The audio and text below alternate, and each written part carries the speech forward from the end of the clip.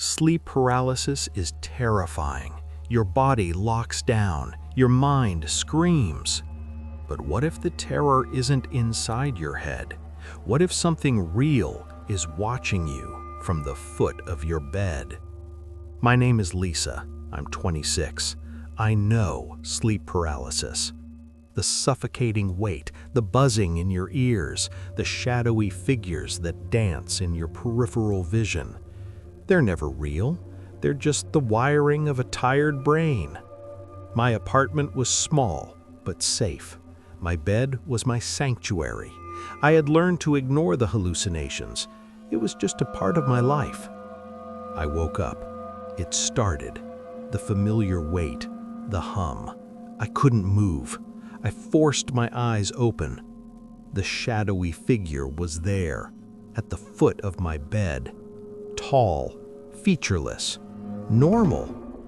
Then it moved, not dissolving, not shifting like a hallucination. It took a slow, deliberate step to the side, and then another. It was circling my bed. A hallucination doesn't walk. My mind screamed. This wasn't normal. The figure continued its slow circle, and then I felt it. A profound, piercing cold. Not the chill of a nightmare, the kind of cold that stole your breath, the kind that made your teeth ache. It started from my feet, where the figure was, and crept up my legs, freezing me from the outside in. This wasn't a hallucination. This was physical. The figure stopped. It was directly beside my bed now. I couldn't move my eyes, but I felt it lean in close.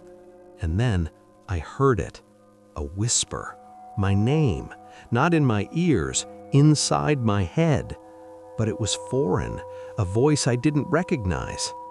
And the paradox, the sound of the whisper was perfectly clear, perfectly audible. Yet my ears were buzzing with white noise and the room was utterly silent. A whisper that made no sound. The whisper faded, but the cold intensified. My chest felt numb. Then the weight returned, not just the blanket, a new weight, a crushing pressure on my chest. I couldn't breathe.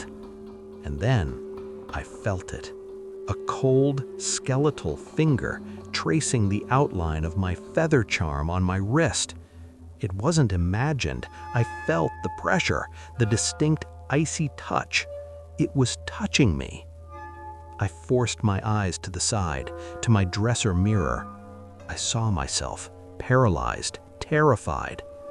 And I saw the figure standing over me, lean, dark. But then I noticed something horrifying. In the mirror, my reflection had its eyes squeezed shut, not wide open like mine. My reflection wasn't experiencing sleep paralysis.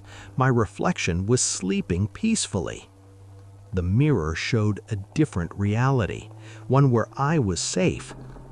And it was a lie.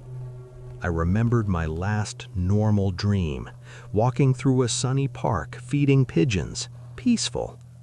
Now, the horrifying distortion. As I fed the pigeons, a dark, gaunt figure stood silently on the park bench behind me. It wasn't part of the dream. It was there, watching me sleep, even in my own mind. It had been following me into my dreams, waiting for the moment my body locked down. The figure leaned closer. Its touch grew heavier. My lungs burned. I saw its head, not featureless anymore. 2 deep, empty sockets and a thin, hungry maw. It was directly above me. And then I heard it again. My name. This time, not a whisper, a guttural, hungry growl. It was going to consume me. And then I felt a new pain, a sharp, stinging incision on my chest. The scream tore through me. My body shuddered. I snapped awake. The room was empty. The cold was gone. The weight lifted. It wasn't a hallucination. It was a temporal echo, a parasitic entity that feeds on the vulnerable state of sleep paralysis. The cold was its presence. The whisper was its mind entering mine. The paralysis was its way of feeding. I got out of bed, shaking. My chest ached. I went to the bathroom mirror. My reflection was pale. No incision, no mark. But then I looked at my stomach and I saw it. A faint, perfectly symmetrical scar in the shape of a single, small, delicate feather. My charm. It wasn't a scar on my skin. It was branded into my reflection, a permanent mark. The entity wasn't gone. It hadn't just fed on me. It was now part of me.